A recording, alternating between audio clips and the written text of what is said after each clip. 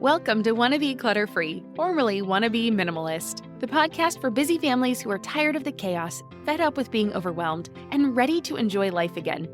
Each week, we talk about how to let go of the clutter so that you can focus on the things that actually matter. And it's not just physical clutter. We talk about the mental and emotional stuff too, because if it's holding you back, it's time to ditch it.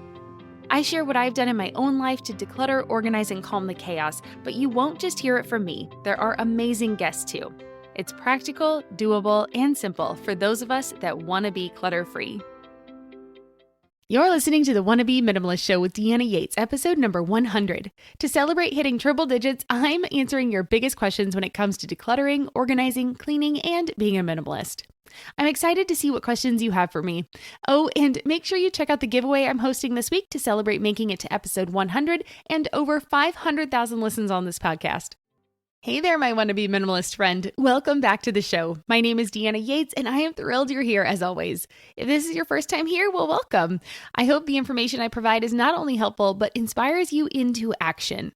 Today is going to be fun. I'm doing a Q&A style where I will be answering your biggest questions. These questions were submitted via email, DMs on Instagram, and through my Wannabe Minimalist Facebook group. And if you're not following me there or part of the group, then go ahead and check out the links in the show notes and come on over and join us. Both are fun places, and I have big plans for these channels in 2020 as I have just hired an assistant to help me in my business. So you can find those links at wannabeclutterfree.com/100. Again, that's wannabeclutterfree.com/100. Okay, well, let's get into your questions. So first up, we have a question from Stacy via DM on Instagram, and she says, I am too sentimental to declutter. How do I overcome this? Oh, hi, Stacy. Well, let's start with what I consider the definition of clutter to be, right? Because sometimes people think that they need to have, stark white walls, no art, very sparse furniture, and that couldn't be further from the truth, right? I mean, what you define to be clutter really is going to be up to you. And so I define it like this. If there is stuff that is holding you back, stuff that makes you feel bad about yourself or that you feel guilty about, just things that make you not feel great when you see them, well, then that is clutter. If it's stuff you don't like, that's considered clutter. And kind of along the same lines, I want you to remember that we all have different clutter thresholds. So what feels like a cluttered space to me may not feel cluttered to you. And what feels decluttered for me might feel too sparse for you. Clutter and the stuff we choose to surround ourselves with is very personal. So then I want you to look at the reasons behind why you want to declutter. Are you hoping to be able to, move in the future? So you don't want to have a bunch of stuff weighing you back or weighing you down and holding you back from making a commitment to, up and leave and move somewhere new. Do you hope to get out of debt? Well, maybe you could sell some of your things and being able to declutter that way could help you just find freedom because you wouldn't be bogged down with all of this debt. There are reasons that, you're looking at stuff and you're thinking that it's clutter. And so that's why you need to look at why you want to declutter. Because again, if the stuff around you is making you happy and it's filling you up and you feel joy and it's beautiful and it inspires you, well, then that's not considered clutter.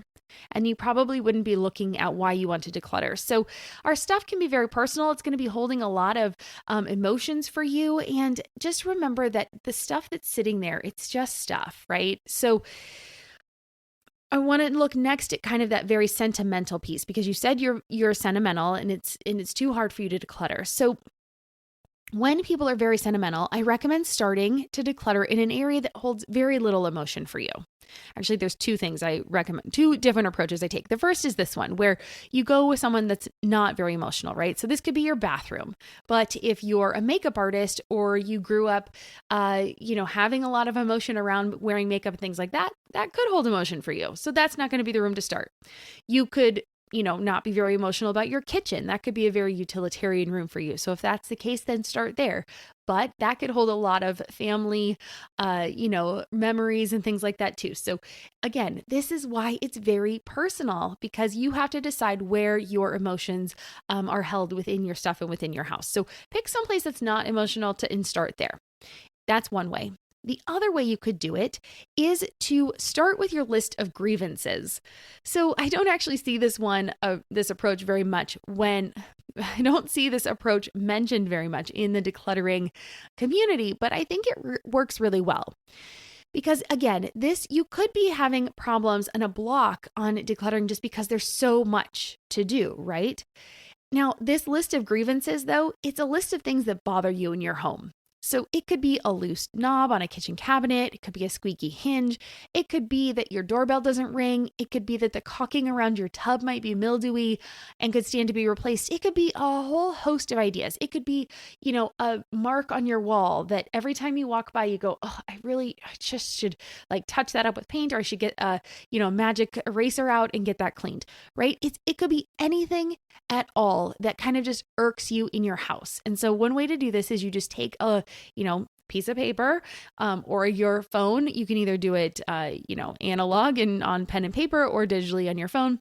And you just start walking around your house and you write down all the things that kind of annoy you. And then you look at the list and you pick out something that's pretty easy to do. I would start with the easy things first, and then just start fixing them. Start tackling the list that way. And you will be amazed at how it helps lift your energy. And so by lifting your energy and making yourself feel better, you start to look at your stuff in a little bit of a different light, and it makes it a little bit easier to declutter the things that had been difficult for you for a while. So again, this list can be big things. It can be small things. It doesn't have to be, redecorating your whole bathroom. It doesn't have to be redesigning your whole living room. I mean, of course, the small things could add up to that, but it really is just this list of those things that kind of nag at you when you're sitting in your home, because that negative energy weighs on you and it starts to bring you down. Okay. So that's the second way I would approach decluttering. So one, either start somewhere that's not emotional, or two, start with the list of things that just nag at you. All right. And then I want to make sure that you're not getting worked up about wasting things. I often hear people talk about being sentimental about things, but they're really worried about something being wasteful.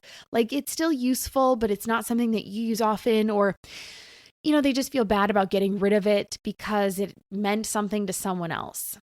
Now, the point I want to make here is that your stuff doesn't care. It doesn't have feelings. It doesn't have emotions. It is a tool. Your stuff is a tool. And so, if somebody gave you something and you feel bad because, well, maybe they've passed on and they're no longer here, well, they don't care what happens to that item, right?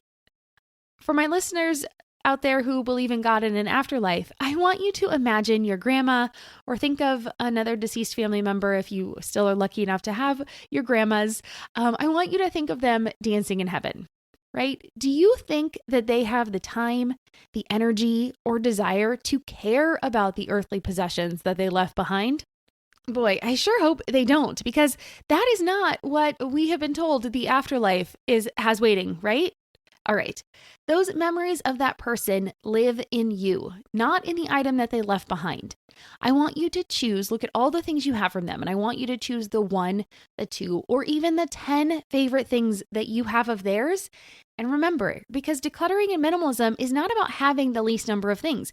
You're welcome to keep 10 things if you love them and they make you happy and they don't make you feel bogged down, right? That's not clutter.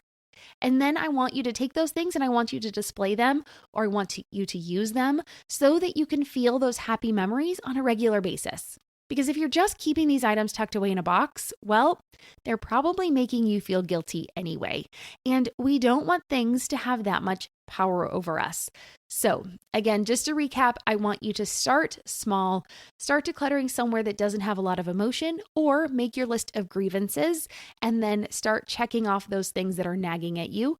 And then for things that belonged to a family member that may have passed away, that you're really sentimental about, I want you to pick the few favorites that really remind you of that person, and then honor those things, display them, use them, and then you can feel the memories and the love that you experienced with that person and for that person every time you look at and use those things.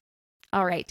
Thank you for your question, Stacy. Much love to you as you are on this journey and dealing with these sentimental items. I know it's really tough and you are not alone facing those. All right, our next question comes from Cheryl, and she asked, how do I quickly get rid of the things that I no longer want? I've found myself with piles and boxes of things ready to be donated, but I never get around to dropping them off. All right, Cheryl, you have several choices, but I am going to give you tough love, and I'm going to give you two options because you are suffering from analysis paralysis. You have too many choices. So what happens? Well, you freeze and you make no choice at all. So what we are going to do is you are going to pick one of the two things that I give you now. The first option is to have a talk with yourself and commit to dropping off the items at the closest donation center to your house. I want you to make time in your calendar and I want you to just do it. If you have a lot of things, I want you to call the donation center and see if you can schedule a pickup. Several places will do this and you just need to call and make the appointment. I don't want you to look for the perfect donation center. I want you to look for the closest donation center. So it is less of an excuse to not do it. All right, that's your first option. Your second option is to put the items on the curb in front of your home with a free sign. If you live in a busy part of town with a lot of visibility, the items are going to be gone before you know it. If you live off the beaten path, you can still put the stuff on the curb and then you can post a message on Facebook or on Craigslist or on Nextdoor, and you can post a curb alert for people to come pick things up. Now, there is no follow-up or additional work needed on your end. You put it out there and it is done. Okay? So those are two options. That's it. I want you to choose one of those and I want you to get the stuff out of your house. You do not run a storage unit business, Cheryl. You live in a house. And so I want you to give yourself that space back in your home by getting rid of these things that you have already said you don't need. You already don't want them. And now they are just taking up space, not only in your garage or in your house, but in your mind and your heart. Okay?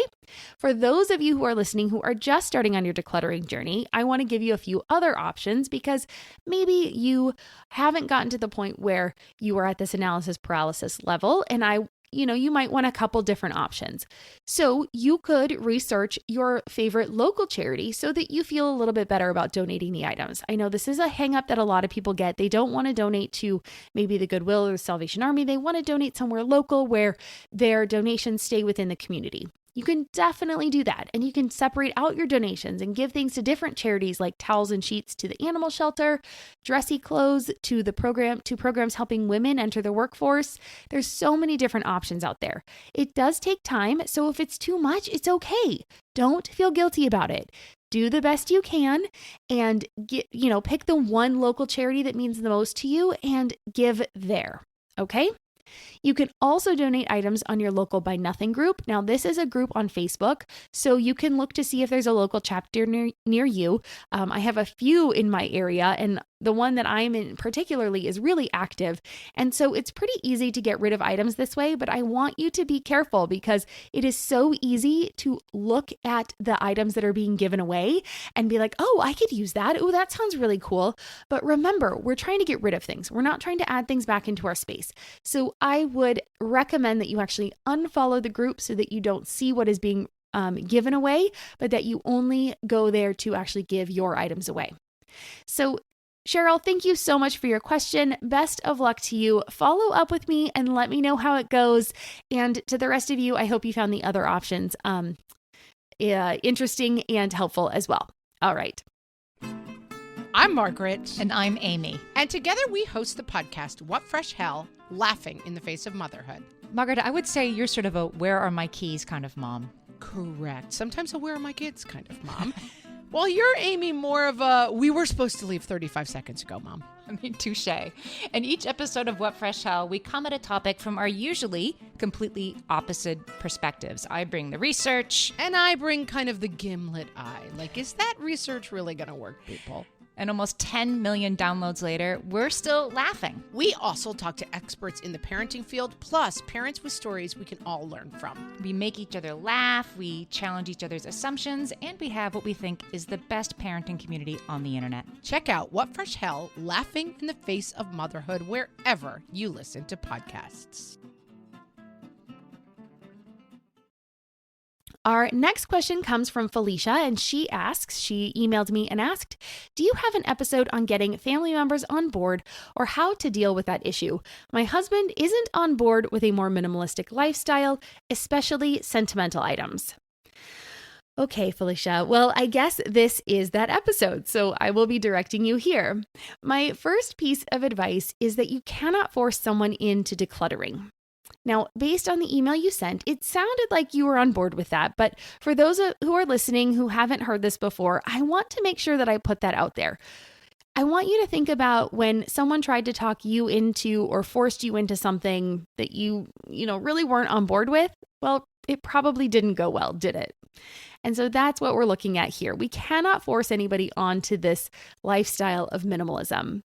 So my next piece of advice that always goes with this is that we have to lead by example. You have to walk the walk if you want to convince anyone of anything.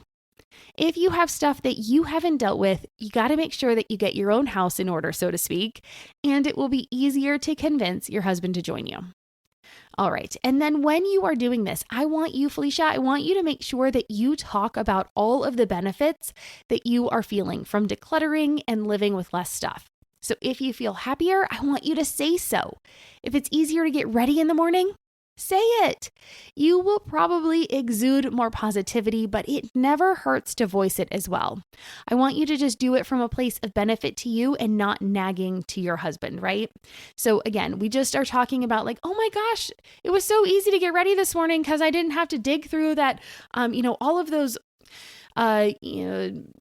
beauty products that I used to have under the sink, and they didn't come piling out, and I just picked up the 3 things I needed, and look at that, I got 5 extra minutes to get to work today. That kind of stuff. Not the, look at how, did you look under my side of the sink and look how clean it is, and now look at yours. None of that, all right? We're not doing any of that. So, but let's say that you are already doing both of these things, which you might be doing. An idea that I have seen work really well is to designate separate spaces for each person. So if you have a study or an office or a basement or a den or a garage, really any space that he can designate as his and keep his belongings in there, well, that will work. This separation can also work in shared spaces like the bedroom or the closet, because these areas can still have their designated sides. So if your space is neat and tidy and theirs is a mess, that can sometimes be enough to spur on a change. You got to make sure that you're not cleaning up after them, right? So you need to have a conversation that designates the space. Okay, this is going to be, this is my half of the closet. This is your half of the closet. My side of the bedroom, your side of the bedroom. How about we have this den set up just for you? It can be your man cave and all of your stuff can live in that room. And then, at that point, then you say, and we're each going to be in charge of our own spaces. So then you don't touch their side and they don't touch your side. And then you got to make sure that if their stuff encroaches onto your space, you say, excuse me, I'm sorry, but this is my space. We agreed that this was my side of the closet. So I'm going to need your things to stay on your side of the closet. And if the stuff you want on your side of the closet is open space, that is fine. That is open space is acceptable as space in your closet. Okay? Just putting that out there for anybody that needed to hear that today. So once you're no longer cleaning up after each other, then the differences will start to show up, right? So if you always were there cleaning up after your husband and he didn't really notice he had a clutter problem because of that, this could be the impetus to make that change. Another thing to point out here is that you might have a very low clutter threshold. Like your tolerance for clutter might be really low. And so something that works well, if that is the case, is closed storage. So it doesn't matter if the items inside a closet or a chest or a cabinet are a total mess or they're perfectly organized. Once the doors are closed, you can't really tell. So I am sure that many marriages have been saved by something like a cabinet that can close its doors and you can tuck all the stuff behind it. So that might be a good option for you. He can put his stuff, if you have a closed storage cabinet, if he can put all his stuff in there, if he can agree to that, close the doors, out of sight, out of mind, right? And if all of that doesn't work and you want more help, then you're going to need to get to the why of the matter. So as I was talking at the very beginning about why you want to declutter, you have to get to your why. Why do you want a minimalist home? What does it feel like to you when your home is messy? Now, your partner might be willing to pitch in more if they knew it was a big issue for you, and if that was causing you pain or guilt. I don't think any of us wish to deliberately make our partners mad or sad. So once we're aware of the situation, we can actually make the changes to correct our behavior. But I also want you to understand that your partner lives there too. So if the minimalist thing causes them pain or suffering, well, then you got to go back to that idea of separate spaces that are for each of you, right? Like your space can be minimalist and serene, and their space gets to be filled with their favorite items. It's a partnership. And I know that's really hard for those of us where clutter is a big problem. And so that's why we have to have these conversations. We need to be open and honest and try not to have any blame when we sit there and talk to our partners about, this makes me feel this. Maybe I feel guilty because I feel like I'm not keeping a clean house. I know it's a little crazy and loaded, but it could be true. Or maybe it causes me a lot of worry when I see all of this stuff out in the open. Is it possible for you to put it away and close the door so that I can have a serene and calm home when I get home from my busy day at work? It doesn't matter what it is. It's really personal to whatever is bothering you and however it makes you feel. So you really got to sit for a moment and think about what that means and then have that conversation.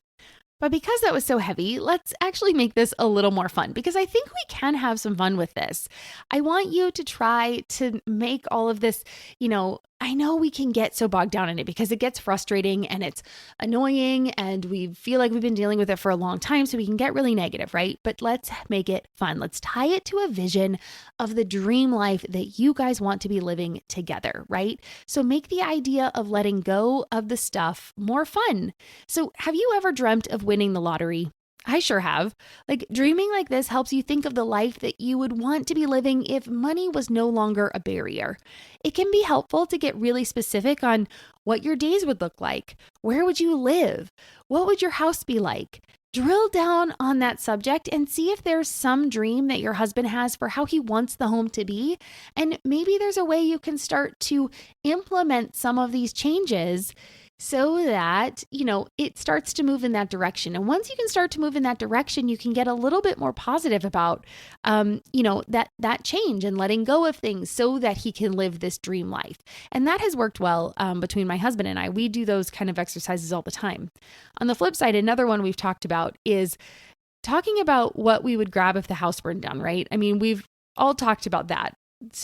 But I want you to take another step. There's another question that you can ask. So don't just ask about what you would save. I want you to ask, what valued things would you secretly be relieved were gone if our house burnt down to the ground? This one is a total flip of that normal question, right? And it can be a real eye-opener.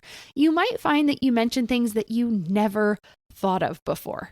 You might have thought oh yeah, I had that, we have a couch that's really uncomfortable. I really wouldn't be sad about losing that couch. Okay, well, maybe you should look at investing in a new couch when you have the time and the money and the energy, right? So these are the kinds of things you can put on your to-do list that would actually make a difference in your life.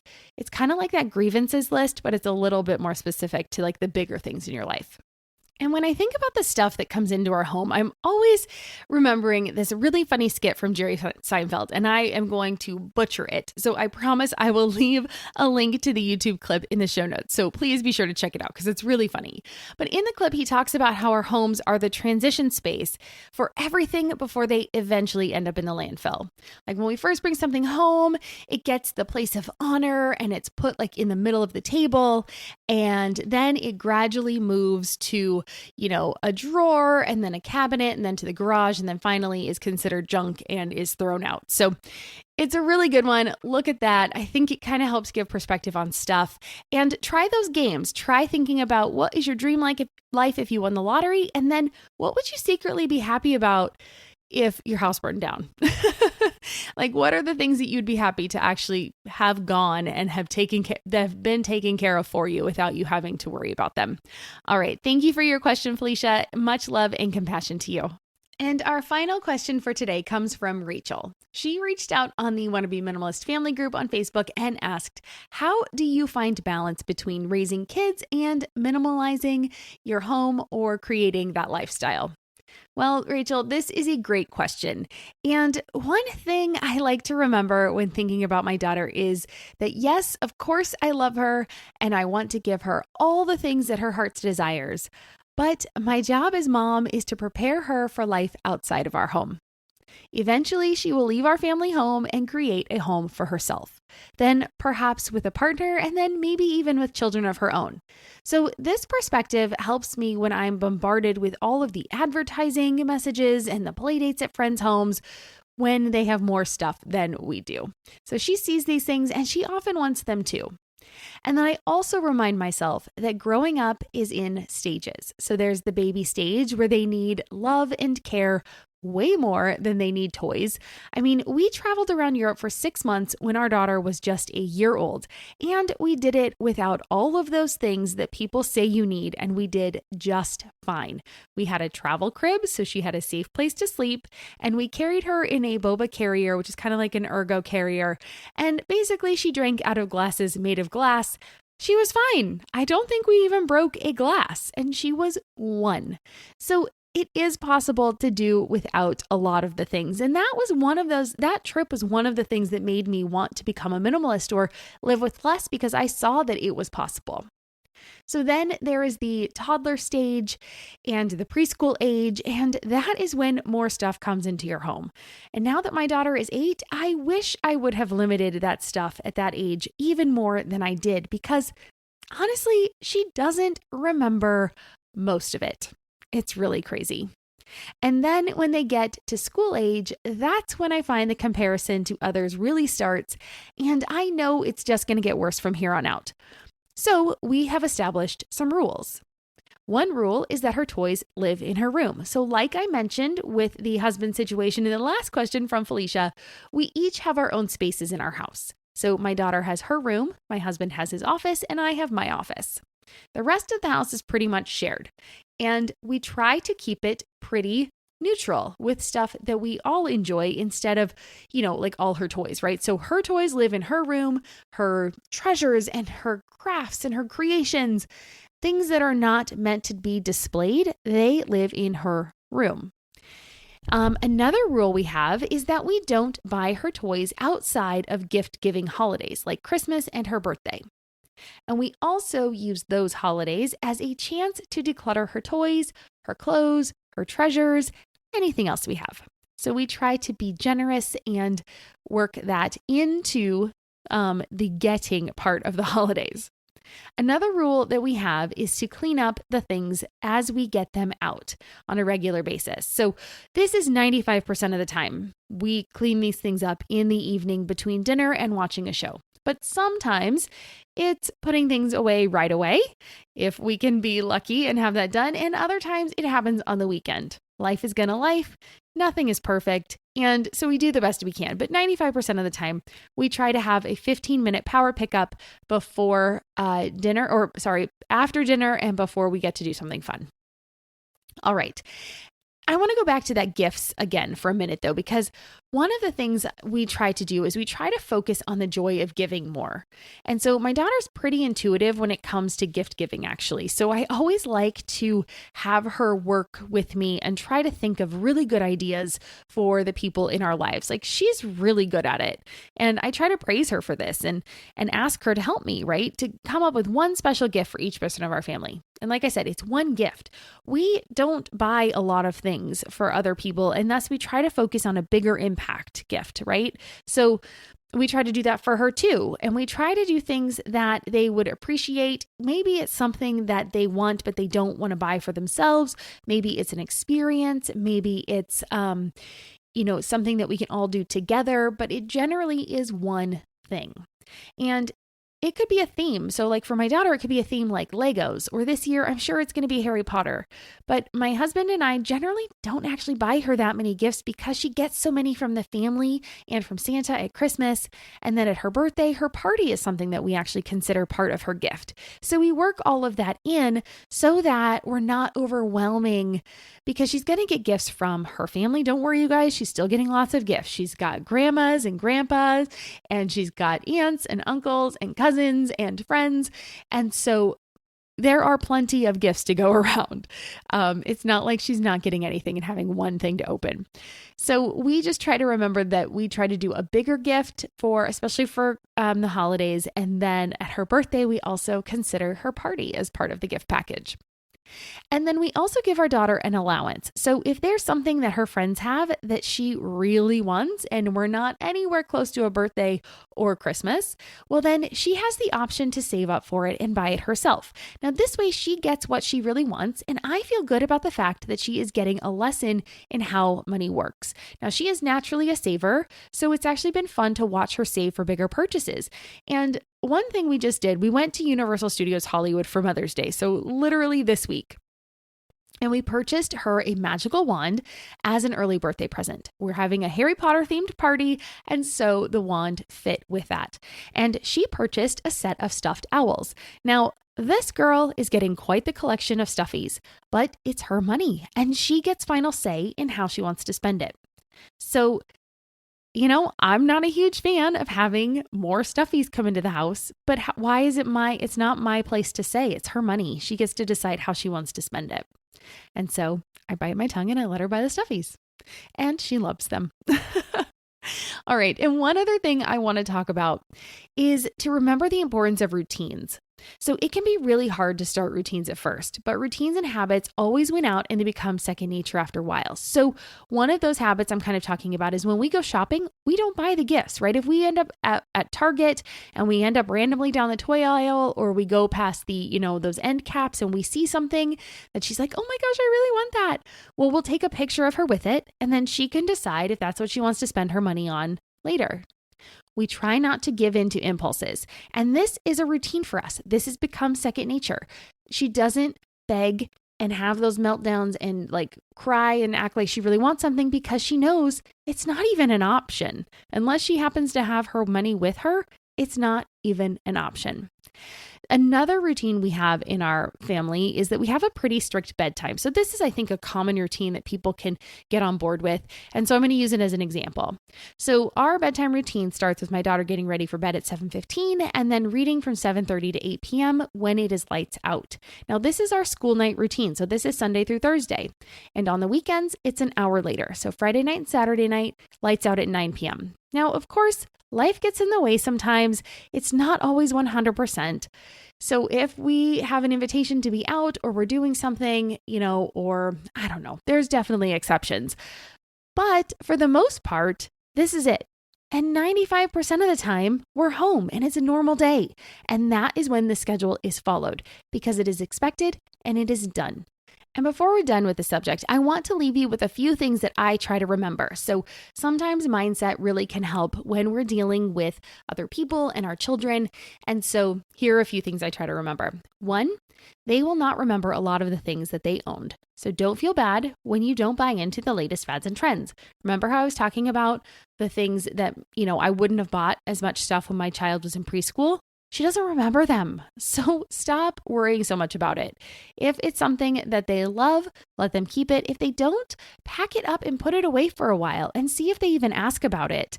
And then if they do, you can easily get it back out. And if they don't, well, you can either do a toy rotation and bring it out and see if they really enjoy playing with it. Or if they're under 3 or 4, I would say go ahead and declutter it. 2, my daughter is not a minimalist, and that is okay. Minimalism is a choice that I made for myself, and it's better if I don't force it on her.